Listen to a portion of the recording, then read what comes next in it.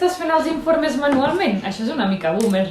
Dona, estic controlant si els treballadors han fet les hores o si els han de pagar hores extres. Però des d'aquest 2025 és obligatori tenir tots els fitxatges digitalitzats. Ah, sí? De debò? Sí, per això jo utilitzo l'aplicació del DisproTime. Saps quina és? Doncs no la conec. Doncs mira, te l'ensenyo.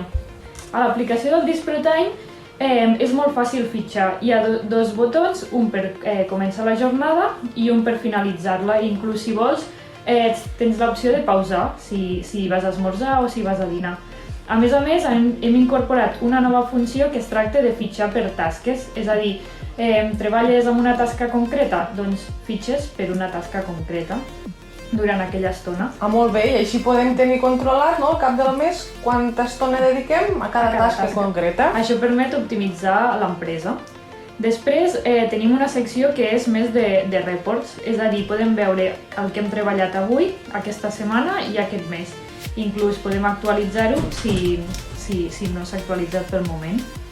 Després tenim una altra secció que és el calendari. Aquí podem veure les festes de l'empresa i les festes nacionals per controlar els festius o quan ens volem demanar vacances.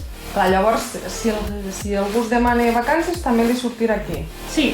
Si ara m'agafo 15 dies, apareixerà els dies festius meus, no els de la resta de treballadors. Després hi ha una secció d'avisos que és molt útil per quan els que gestionen l'aplicació ens volen enviar un avís, per exemple, de reunions o d'actualitzacions, i tot això ens apareix en aquesta secció. I finalment, aquesta secció és més de gestió i està molt bé perquè tu pots sol·licitar, si vols veure un registre, de quan has treballat un dia o un mes concret i pots demanar-ho.